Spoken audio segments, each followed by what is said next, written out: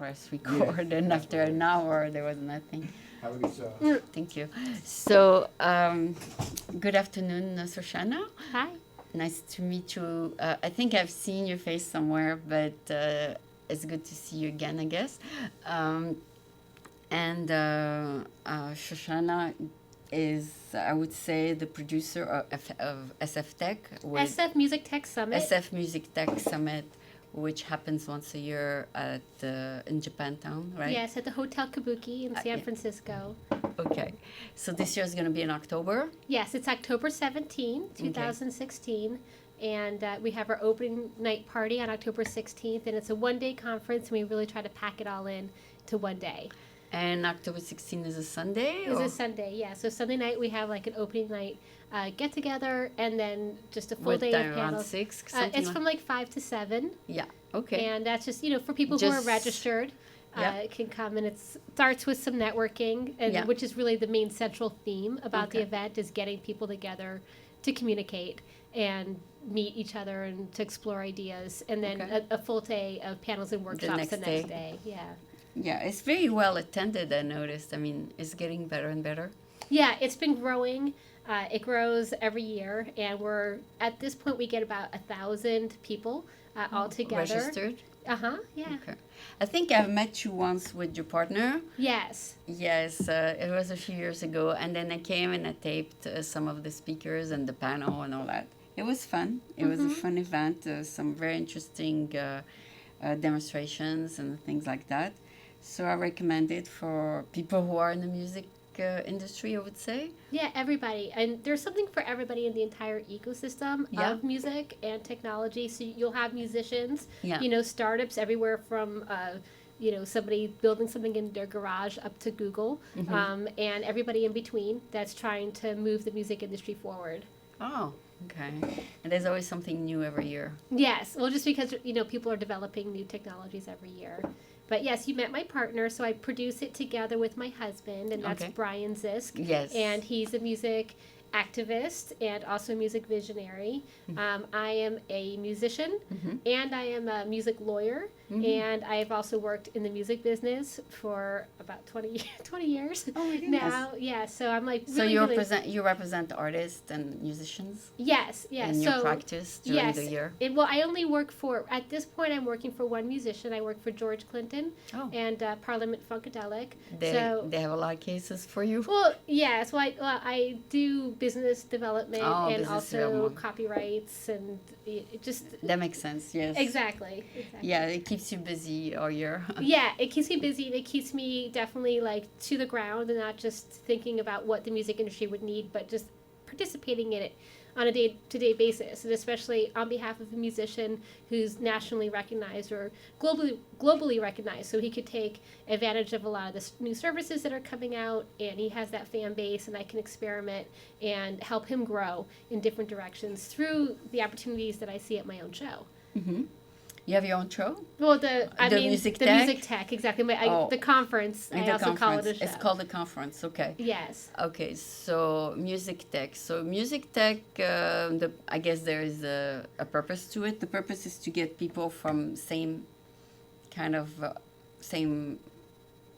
minded people together, or to see what's new out there. Exactly. So before we created our conference, there were some other conferences. There's always conferences that are happening. Yeah. But there was a lot of transitioning that was happening in the early 2000s in the music industry as people began to digitize music and then began to make it available online. And so it started to really cut into the established business model, which was the manufacture and sale and distribution of plastic discs, which is a petrochemical product that was being shipped all over. And now it's MP3. Yeah, exactly. As soon as that started to dissolve, it became a completely different playing field in the music industry, and a lot of the older conferences, people were just getting together to complain about how the business has changed. And here in San Francisco, people become very excited about the future and about technologies and the possibilities.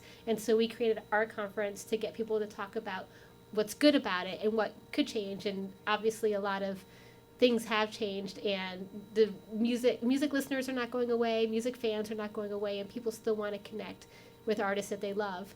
And that's still as hot as ever. And so a lot of these new services and transformations are happening, and I'm pleased to bring the community together to discuss it and to meet and to do deals. Nice. So you yourself take advantage of all these connections, I'm sure, to build your practice, or not really? I mean, that you or have your hands full with these two people? Well, I learn myself, like the people that I invite to come and speak and the things that I want to see are things that I'm interested in. Yourself. And if I'm interested in it and I want to see these people, I know other people are going to want to come and see it as well. So when you say you're a musician, do you actually play in a band now? Okay, so I have my degree in classical piano performance. Oh, so you have performed in piano? Yeah, so I play piano. I play classical piano. The last big production I did, I was the musical director for the musical Rent that happened here in San Francisco and also in Los Angeles, in Hollywood. So that was like the last big production that I did. And then I had a baby, so I kind of... so after I had the baby, it became more difficult to just pack up my gear and go and join like a big production. So you bring her or him everywhere? She was actually in my belly when I was doing Rent. So when she hears the music, I feel like it's familiar to her. Oh, it's good for her. Yeah, if that's possible. But I now that she's getting to be a little bit older, I hope to get back more involved with performing. Okay. So you take her to your events? Yeah. Yes. But she goes to school too now, no? Yes. Well, the little one, yeah, they'll come to a little bit of. I mean, I'd like to involve. I mean, most people like to involve their children in what they're doing. And I have an older daughter, and she comes and she'll do. My husband does an elevator pitch workshop at the conference also, and that's where anybody in the audience can get up and do like a 1 minute pitch about their product, or their service, or who they're trying to connect with, and everybody. And what time you do that?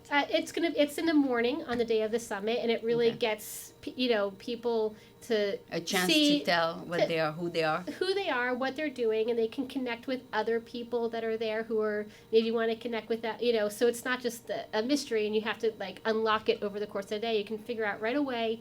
Oh, that person! I saw that person talking. I want to meet with that. So I guess 1 minute each will be 60 minutes for 60 people. Yes, exactly. So my daughter does the first pitch usually. So she gets up on stage. It's like, okay, if this 12-year-old is not nervous and can get up and tell you her idea, and that sort of like lubricates it for other people. It breaks the ice. Breaks the ice. Yes. So she's totally submerged with music topics. Totally, yes. So she listens to the different speakers and everything? Mm-hmm. Oh, okay. Yeah. I found them very interesting. I mean, for the one I went to. So maybe I'll attend this year. So it's a Monday. Okay, Monday 17. That should be interesting. Yeah, Do you have a good lineup? Yeah? Yes, yeah. There are a few things that are, I mean, we haven't announced the whole schedule yet, but we usually get around 75 speakers, 75 to 100 people speaking from all different areas of the industry. One particular panel, of course, I like the creative panels. There's business panels and there's lawyer panels and there's that, but where the real musicians get up and talk about what they're doing and what's new in the technology with instruments is interesting. So we're going to do a whole session just on what's new with drums and drum making, beat making, and all those new technologies. And I have Kiran Gandhi, who's a wonderful drummer. She was a drummer for MIA, and she also is a Harvard. She's going to be there. Yeah, Harvard mathematician, and just very, very involved. Feminist women. Activist, exactly. So she's going to get up and try and show all the different technologies, and we have the CEO of Native Instruments is going to be showing off his stuff, and another drummer. I remember the year I went, Tyson was there. Yes.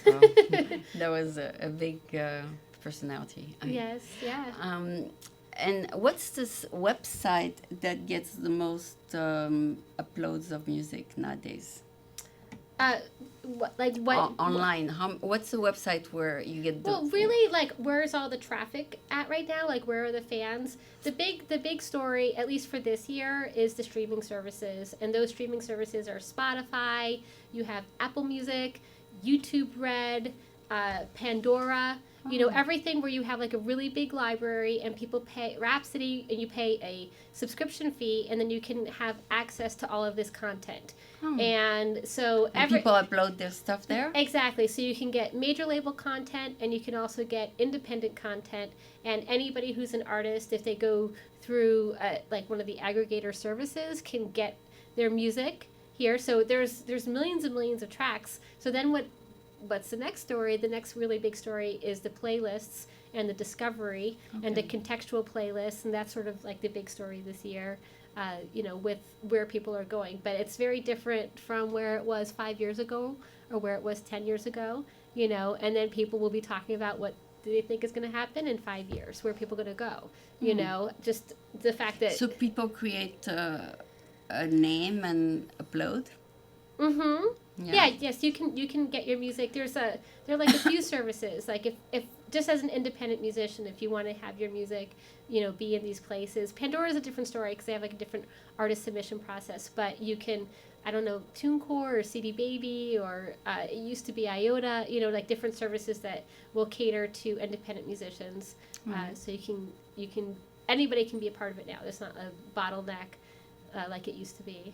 So let's say somebody is in rock, they wouldn't go to the same website as someone who plays classical piano, for example.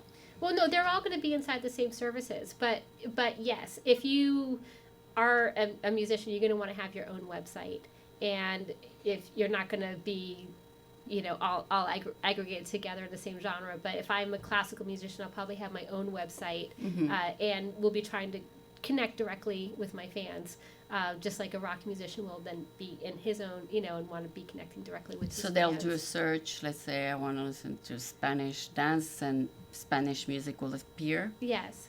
And then I want to listen to whatever, Japanese music, Japanese artists will appear. Yes. Yeah, Okay, it's really, I think it's really amazing, actually. So you have all kinds of international music in one spot, right? Mm-hmm.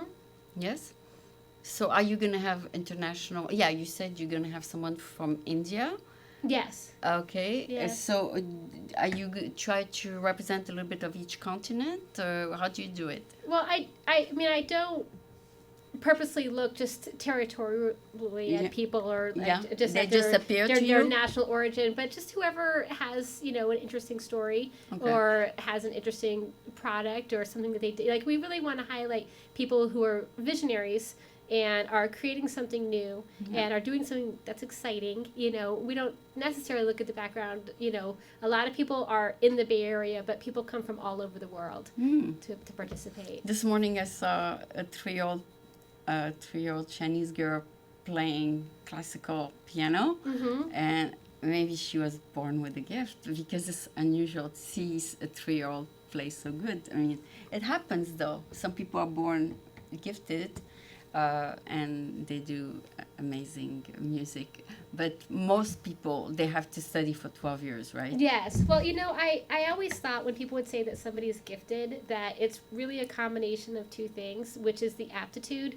and the desire. Oh. So if you have a desire to do something and you actually were born with whatever physical properties are necessary for you to excel in that area. Oh, you mean she was born maybe with a piano right in front of her? Or I'm sure somebody showed her. So she probably is bonded with somebody who likes to teach. And encouraged her. And she's probably incredibly bonded with that and they're then together. She became very good. And then she became very good, you know. But there are probably like a much smaller percent of people that are able to do that just self-taught.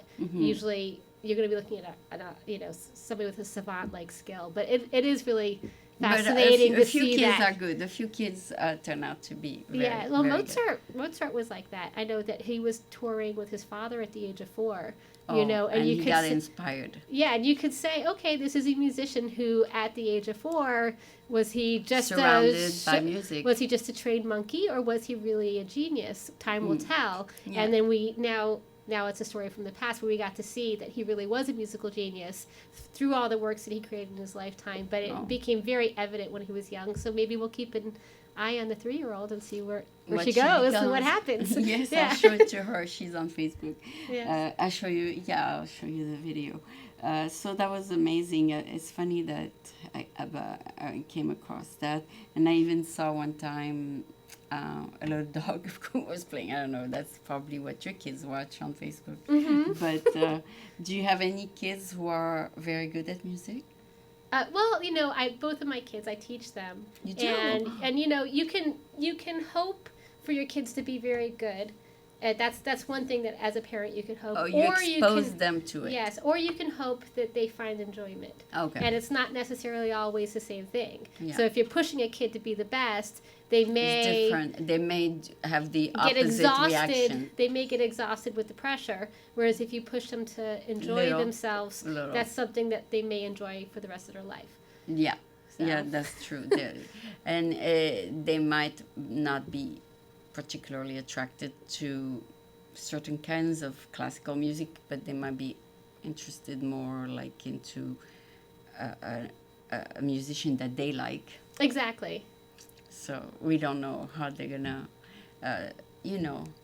go which channel they're gonna. Yes, go but into. usually in most parents' experiences, whatever the parent really likes, the kid's gonna like the opposite. So. Oh, okay. Okay, you Yeah. never know. So you can either expose him with a guitar, or expose him with a drum, or expose him with a piano. It depends. Just creating the space for it. And then see which one he likes to play the most. Mm-hmm. Yeah, is that the idea, I guess? Yes. So it's hard when you have kids to decide what they're going to do, what they're going to become, then around 18 they decide. Exactly. But I just like watching it unfold. Yeah, you See expose where they them blossom. to different things. Mm-hmm. Yeah, and some might not want music at all. Yeah, like my daughter, like I've given her voice lessons and guitar lessons and drum lessons and violin lessons, and she wants to be a dancer. Oh, she wants to be the one listening to the music. Exactly. Okay. Exactly. So you never know. But at least it's connected to music, dancing. Yes.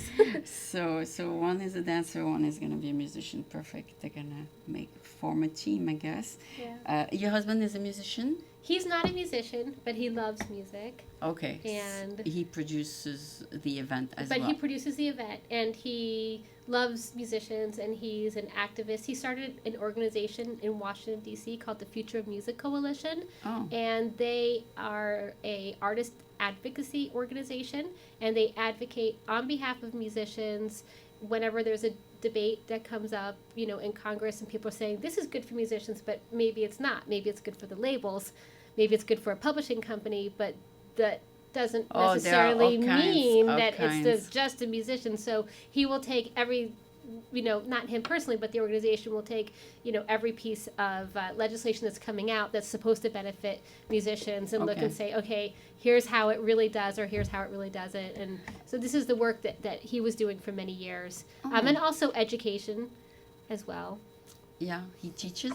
No, educating artists about their rights and about the political process and how the legislative process could impact them and impact their careers. And it's always changing. The Copyright Office is always talking about reform and there's all kinds of reform now because all the musics, whether they're copyrighted or not, are on YouTube. Yeah, exactly. So as with all these new services, and they have to have, hearings on the rate and how much people are going to be compensated and all that. That's sort of his world. That's a very good thing because I went to the Valencia Sunday Street Fair. Mm-hmm. And, there was a whole bunch of musicians all along Valencia Street. And there was one booth where they were playing very famous people music. Mm-hmm. So I was just taping Valencia Street Fair. I was not particularly taping that famous person music. Mm-hmm. But when I uploaded the event on YouTube, it says, there's some copyright music on your footage. Mm-hmm.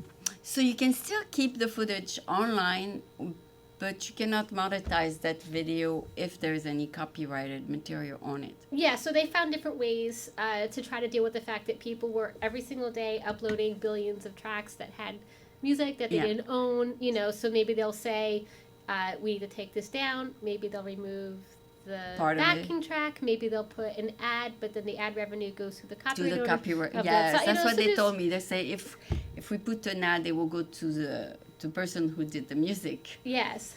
And I think all of those things are fair. Yeah, because it's the music. The attraction of the video is because of the music. So it's right that the musician gets the copyright and the revenue. Yes. So that's the way they figured it out.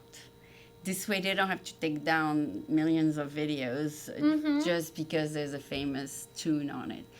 It's not the whole song. It's just pieces of a song as you walk. There are also just other parts of that though. I mean, even though it's okay, I want to think about it, I want to think about the rules. How amazing is it that you were able to upload a track and there was a machine that could listen to it and could identify that track?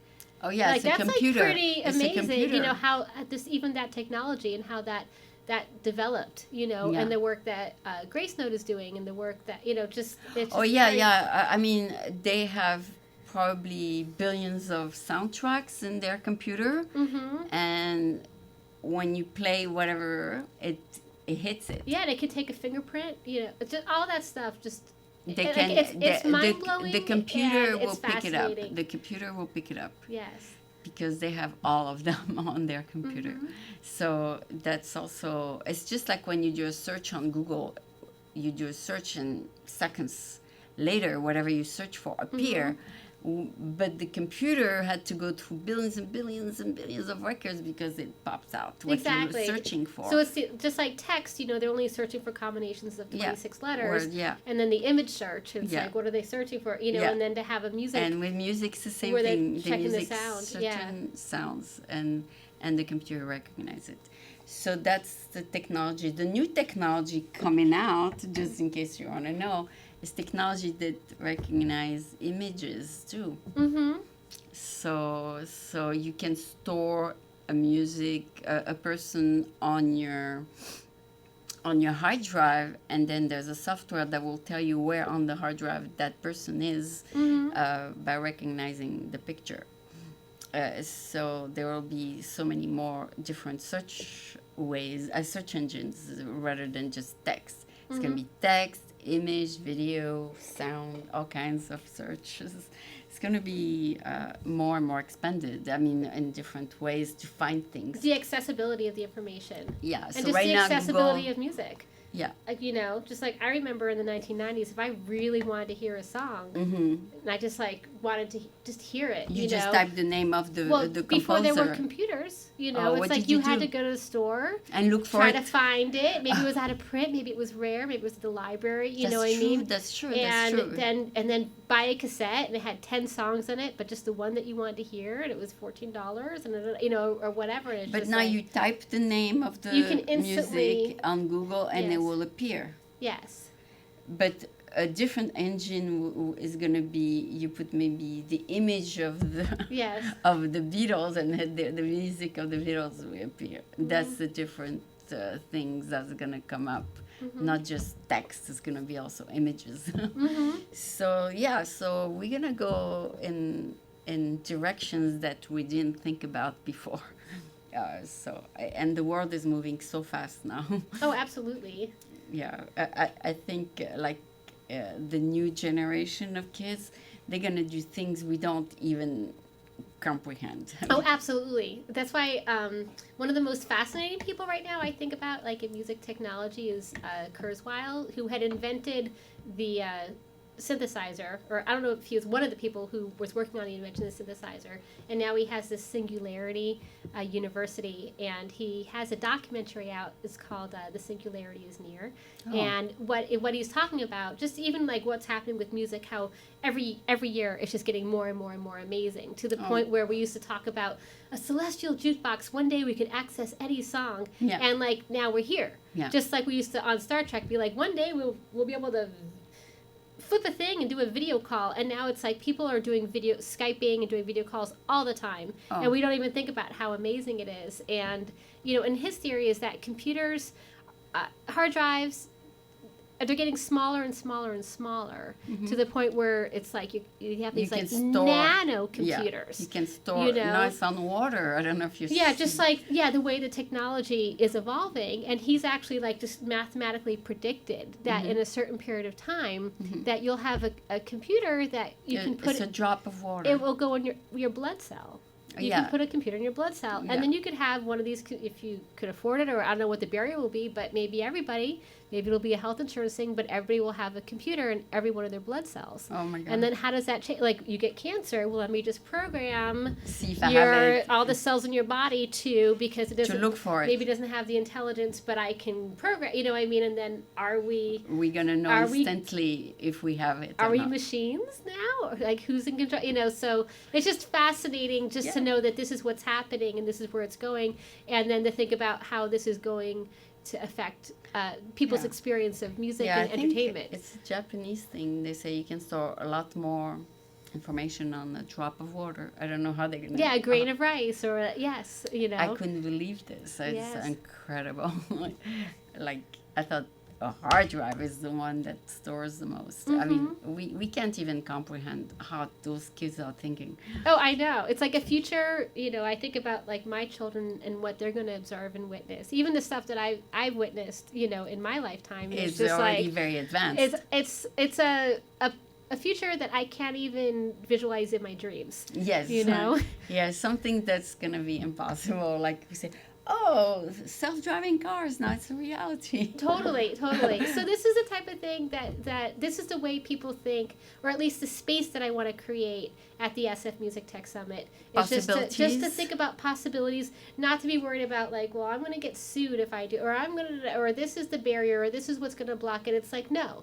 You know, more. That's more. We're not going to focus on that. Exactly. Yeah, it's outdated. And it's like, what can be possible? Yeah. You know, and people get very emotional about music because it really personal. It is very personal, and a lot of people have an intimate connection with music. You know, just all humans react to the sound of music the same way. You know, and it's just like such a universal thing.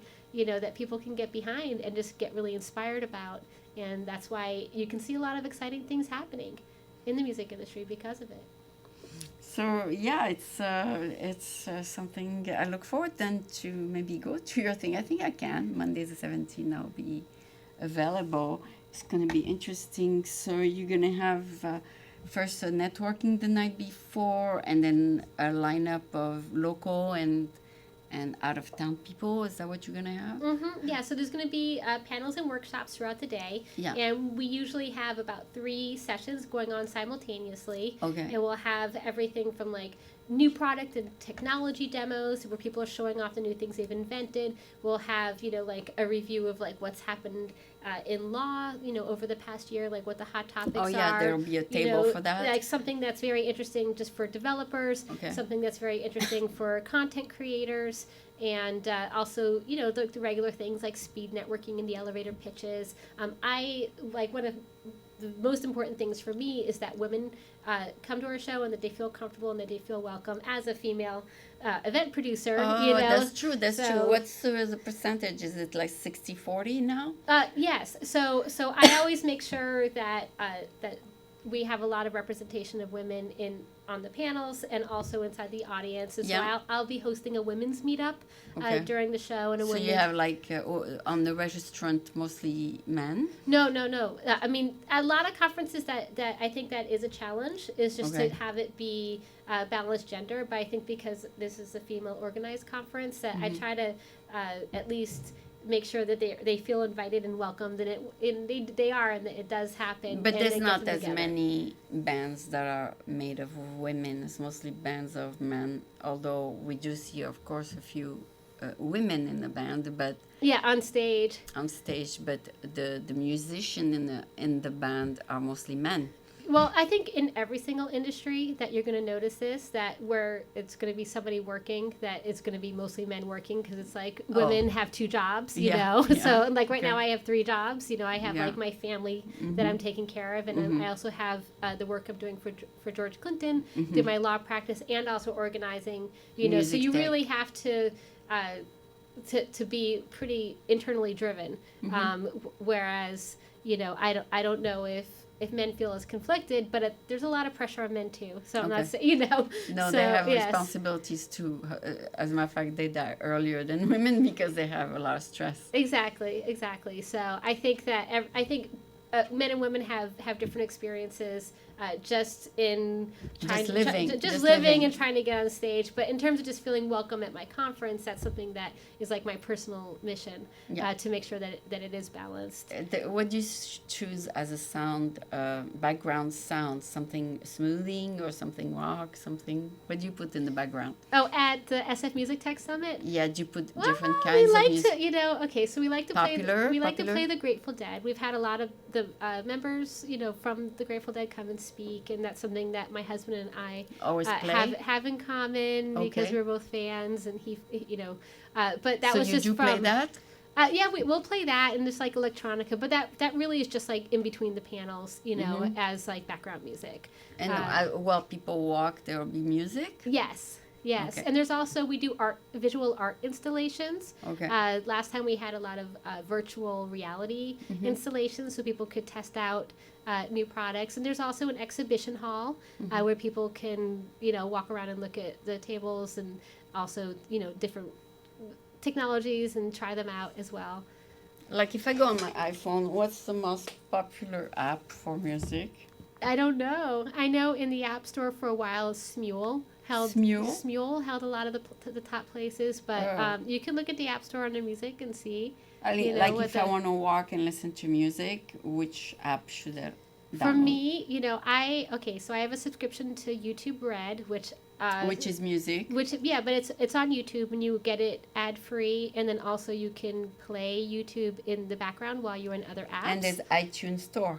Yes, and so you have the iTunes Store, and then you have Apple Music. I also use here's Apple Music. Yes, Apple Music. I use Pandora. Okay. A lot of people like Spotify. Okay, so the music and iTunes Store I have. All right, but I cannot put them all here, but I'm sure Pandora is good, of course, because you get all kinds of music there. Yeah. So. And then they have services in other countries, like Deezer is more popular in Europe, but maybe they don't have the licensing. How do you spell that? Deezer, Deezer. Oh, Deezer. I never downloaded that one. All right. So I do have 3 of them here. So, and what's Audible? No. Audible is for books. Okay. Yeah, Audible so those are spoken word books. Okay, spoken word. And then podcasts. Podcast is part of the iTunes Store, but that's going to be podcasts, which would be something similar to this interview. I interact with podcasts all the time. I love listening to podcasts. Yeah, what's good about a video like this one is you can retrieve the sound of it and make a podcast. And then you can transcribe the sound into text and put it on your blog. So out of a video, all of a sudden you have 3 different medium of showing the interview. You can show it audio, you can show it text, and you can show the audio video. Yes, so it's never been easier to get yourself heard than it is right now. Yeah. So it used some to people be do all 3. I don't know. You have a blog where you put all 3? Oh, no. I mean, we record the session. So that's the thing. If you can't make it to the SF Music Tech Summit on October 17th, online? Yeah, we're going to be recording everything, and then it's available for free. And you could get our complete library. And we've been doing this show since 2008, so we have many years of content. 8 years, and it's so you can go to our website, sfmusictech.com, and you can retrieve the session everything's on SoundCloud. And also at archive.org, at the Internet Archive. Oh, archive.org. I videotaped archive.org this year. I went to the archive.org on Funston. Yes. And I was surprised to see that they have my website since I started it. Oh, absolutely. Yeah, that's like the Wayback Machine is one of the most since 2000, they have been updating my website. Yeah, so what they do is they'll actually take a snapshot of every single, it takes many terabytes of space, but they'll take a snapshot of the entire internet on a particular day, and they'll save it, and then you could go to search it. Archive.org, go into the Wayback Machine, and take a look at you could say, what did Amazon.com look like in 2001? I remember it used to look like this, and you could actually pull it up, and it's a digital library of the internet. Exactly. I was so surprised. I mean, my shows from 87 to 2000 were not digital, so they're not yet on. They're not on archive.org, but now I'm putting all my VHS into digital, so they're starting to be on archive.org. So actually, the person who created the Internet Archive, Brewster Kahle, is actually going to be speaking at the SF Music Tech Summit as well. So it's interesting that you brought it up because he's part of our speaker lineup. This year. I taped him during his presentation, and then I went in person to his center.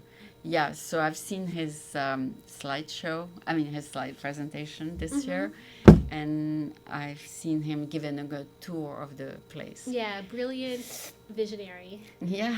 Brewster Kahle. Yeah, he sold his company and then he started archive.org. Yes, yeah, so he did very well in the .com time. Yes, and then... with the money, he created something useful. Exactly. He went and gave back to the community and created this nonprofit, and is doing great work now. Yeah, he did. He's raising like $5 million a year to keep the center open, and everybody there works for they don't have like huge wages or anything. Everybody has a decent job, and then they keep it going. He has a team of about 20 people, and they work full-time just to archive everything, from books to magazines to postcards, and to... Yeah, people send collections to him, and he'll digitize it and put it up in the library. Exactly. So they have all the old video games from the 1980s. They have, like, you can play them, and... it's really and he has someone full-time just digitizing, boxes and boxes of old magazines. So it's huge. I mean, I can't believe how much stuff. The only thing he needs is bigger and bigger servers because they're digitizing. And they're all there. They're all there. Yes. Yeah, and they have all the machines also. If I want to transfer a mini DV to digital, they have all the machines there that I can use to do that. They have the VHS machines and beta machines. If I ever cannot find a piece of old equipment, all I have to do is go there because they do have all the old equipment to play my old shows. So this is an awesome thing. So all your shows, all your music tech are on archive.org. Well, many of them are on archive.org, and many of them are also on SoundCloud. So it's called SoundCloud? SoundCloud, yes. But you can just go to our website, sfmusictech.com. Okay. And then you can, through there, access the library, and it'll point to where everything is. Okay. Yes. So we have another show that we're actually planning right now that's coming up in December. Okay. And it's the same thing as SF Music Tech Summit, but it's going to be in a different state. Really? And that's going to be in Hawaii, in Maui. So a way to take a vacation. Yeah, exactly. It's a way to take a vacation, but it's longer. So it's December 8th through 11th. Oh, 3 days. On the island of Maui. Oh. And everybody's invited if they can come. It's on December 8th through 11th. Take 3 days off, yeah. Exactly. But it's more of like a retreat setting, for the people who are visionaries. But instead of just getting in and out in one day and trying to very quickly have that big spark, it's more of spending a few days together in a very beautiful environment and just having like long conversations and like more high level visionary, like a retreat. Exactly. And you're gonna have a band there a live band. Yes, yeah. Well, we have a few very big musicians who said that they want to come. Okay. So I'm not making any announcements yet, over about the lineup or anything. But as soon as they confirm. Yeah. Well, as soon as SF Music Tech Summit ends, then we'll be making announcements about everything for the Maui event. It will be like the one. The week-long. Like in the desert, what is it called? Burning Man. That one is a week long. Yes. No, but 3 days is better. Yes. Because a week is way too long. So I think 3 days is... Like, they had the Oracle conference this week from Sunday through Thursday. But after Tuesday, people were gone. Wednesday and Thursday, there was nobody. Because after 3 days, people are exhausted. They just want to do something else. There's only so much information you can absorb. So 3 days, It's a perfect day. It's Saturday. The other 2 days, okay, let's go sightseeing a little bit. Let's pack up. Let's buy presents. But the mind only can absorb so much. I think especially we are bombarded with information nowadays. Yes. So we'll be bombarded with information about music in your music tech. Okay, so do you try to cover a little bit of each type of music or not really? You know what? Like through the years, like we'll have different theme. Well, we never really repeat panels. The same. So there's always going to be what do we think is interesting right now. Okay. Like what is coming up. For us. Like I think it's interesting how the dashboard in cars have been evolving and how people are interacting with their music collections through their car dashboard and those integrations, and that's kind of fascinating to me. So you're gonna have that? Yes, and then a lot of different areas, but it's never really just like one specific genre. It's more about like how the whole industry can benefit. Is it distracting to listen to music while you drive? I guess no. I guess people have been doing it forever. Yeah. Yeah, I think it's distracting the text while you drive. Yeah, is bad. That's like almost equivalent DUI distraction. Yes, yes. So, but I've seen people text during stoplight and then they put the phone down and then start driving again. I mean, but on red light they can start looking at their phone again. I mean, people do different things. I think it's all illegal. I don't know. Yeah, you cannot use your phone while you drive. Yes, no matter whether it's a stop. But you can definitely use your car radio, and that's really evolving. That's legal. Okay. Do we have what the new cars? What do they have now on their dashboard? They have iTunes. You can hook up to your cell phone. A lot of what's changing, and I haven't been in every single new car. To say. What do they have? But I know that that you'll be able to see who the songwriter is, like all the metadata is coming through. I see. And then it also there's a way to connect with the different services that you're subscribing to that, that it comes kind of... And comes on the screen. Kind of built in. Exactly. And then you have the screen. And then, so that's something else that can be, designed and can evolve. And there's definitely a lot of stuff that the companies that are working on it right now are going to be... It's no longer going to be a tune-in by hand like exactly. FM or AM. Yeah, exactly. That's no longer applicable. Mm-hmm. Yeah. Although FM, AM, do they still exist? I don't even know. I never heard about those two things for a long time. Yeah. But I know that still some radio station are on AM and some radio station are on FM. Yeah. But so if you have a digital service like Sirius, then obviously you're not using the FM and AM. But I think those frequencies are still in existing. existence. Yes.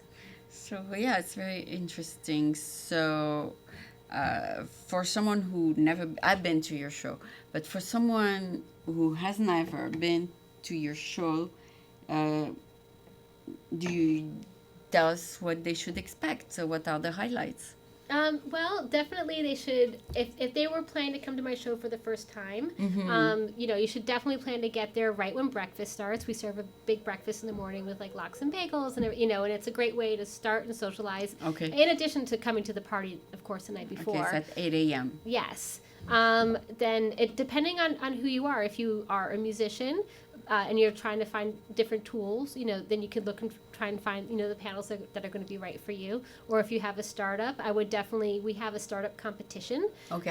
And the competition is already closed right now and judging is underway. They're building an app or something? Or just anybody could apply. Anybody who was attending the conference can apply. Okay. And then we'll see who the winners are. So it's going to be like a showcase of the winners. And these are going to be all new products and new ideas. So that can be very inspiring. And the judges will be there and they'll talk about why they picked, certain companies. So I think that's interesting. You should definitely... if you're new, plan to come in and do an elevator pitch so that you can introduce yourself. Preparation is encouraged. It's not required. But if you can try to think about what it is that you're doing or what it is that you want to do and try to say that in 30 seconds, just like you have 30 seconds in an elevator with somebody to totally get your point across. That's something that you can practice. So people in tech and people who are composers and people who are musicians, so it'll be a blend of creative people and tech people. Exactly. And also the service providers and the writers and the bloggers and journalists, who... And the apps. Yeah, and the people who are building apps and then people who are building hardware and people who are building instruments. So you expect at least 1,000 to show up this month? Yes. Oh, that's good. Yeah. So you already... Taking over Japantown.